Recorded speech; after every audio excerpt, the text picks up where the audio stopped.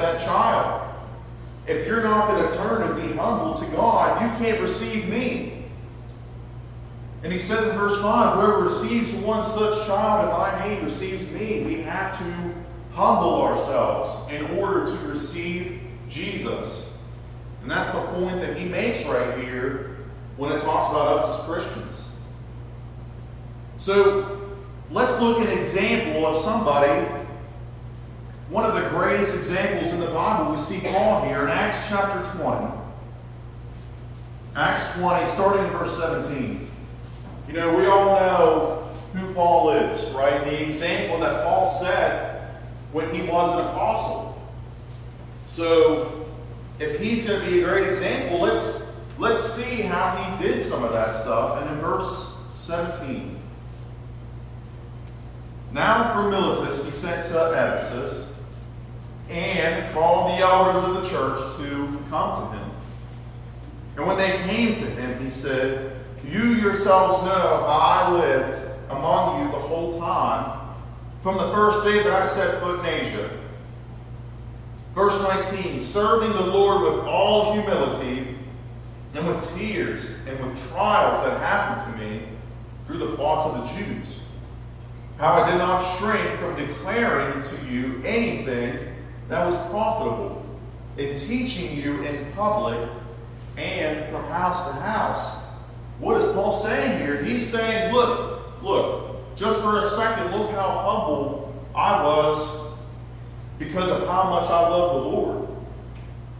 You know, I didn't give in to temptation. I remained humble, and I didn't shrink from declaring to you what was profitable. And so we see that in Paul right here. He's not bragging about how humble he is. He's just saying, here's the example I want to set for all of you. Remember how I can do it. If I can do it, you can do it too. You know, he's speaking to the Ephesian elders here. You know, these elders have an important job, right? And that's what he's trying to shed unto them right now in this text when he's talking about, listen, if you're going to be doing your job like this, you need to serve it with humility like I have served. Right? He's not bragging. He wants to show them how to be a good example unto others. And that's what we talked about in class this morning, is being that light. And letting our light so shine. And that's what Paul is talking about right here. Let your light shine. Be humble. Serve others. And we finally see on this slide how we're supposed to walk humbly with thy God. And we see that in Micah 6 through 8. So let's look at a few more verses. You know, let's look at a few more things we can see about humility. You know, in Colossians 3, in verse 12. It says in verse 12, put on then, as God's chosen ones, holy and beloved, compassionate hearts, kindness, humility, meekness, patience. You know, we see an important point when this is mentioned in the text right here in Colossians 3:12. We see at the beginning, you do all this stuff, you're considered God's chosen ones. And so for us to be God's chosen ones, here's what we have to do. Here's just a couple things. Show kindness, show humility, have compassionate hearts. And, you know, I appreciate it because during our Bible study, we learned about the compassionate hearts of some people just in this congregation, at Pleasant Valley, at Peyton City, just around the area. And that's work you do as God's chosen ones. And that's what they want you to see right here, is the humbleness of mind. And that's what we're supposed to be doing as children of God. What about Luke 14 and in verse 11? We see another text that talks about how we're supposed to be humble. In Luke 14:11, you know, Jesus is speaking here again, and we notice a pattern here, right? Because every time we talk about humility and one who is humble, it's like there's a reward given after it, right? He who is humble is exalted. And it says in verse 11, for everyone who exalts himself will be humbled, and he who humbles himself will be exalted. We see some of those familiar things about they will be exalted when showing humility. We will have God's grace. We saw that in some of our previous texts. You know, it's like any time we see something about how somebody is humble, there comes to be some sort of positive phrase after it. And we see that again in James 4 and verse 6, how grace is given to those who are humble. Right? So when we look at all these texts and when we see how much positive is put on those who are showing humility, shouldn't that be an important thing for us as Christians?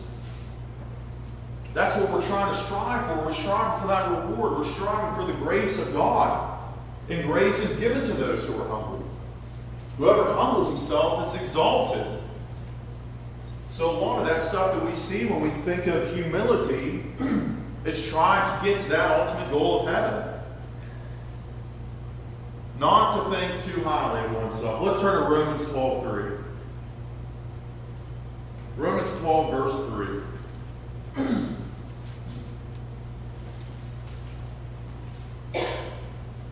It says in verse 3, "For by the grace given to me, I say to everyone among you, not to think of himself more highly than he ought to think, but to think with sober judgment, each according to the measures of faith that God has assigned."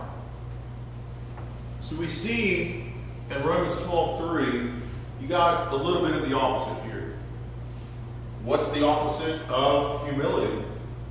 It's pride. Thinking too highly of oneself. So, for by the grace given to me, I say to everyone among you not to think too highly of oneself. So we see another important text here, Romans 12:3. You are not to think too highly of oneself, which leads to my next point.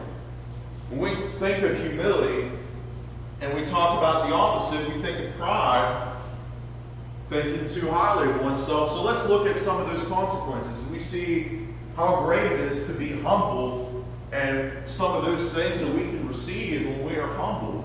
So let's look at the consequences of not being humble. Let's go to Proverbs 16. Proverbs 16, verse 5.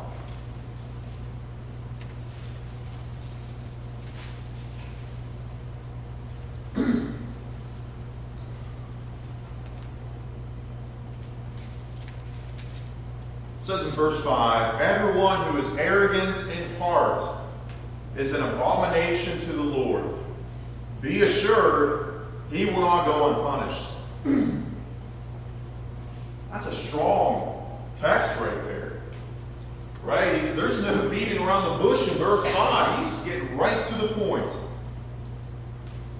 You know, when it says everyone who is arrogant is an abomination to the Lord, that's not something we want to hear. You know, that's what we talk about in Matthew when it says, "Not everyone who says, 'Lord, Lord,' will enter the kingdom of heaven." One of those consequences of that would probably be pride, because it says that's an abomination to the Lord. The Lord can't, you know, he's going to punish those. Right? You see that in verse 5. Arrogance in heart will be punished. That is a consequence of pride. Let's look at a story in 2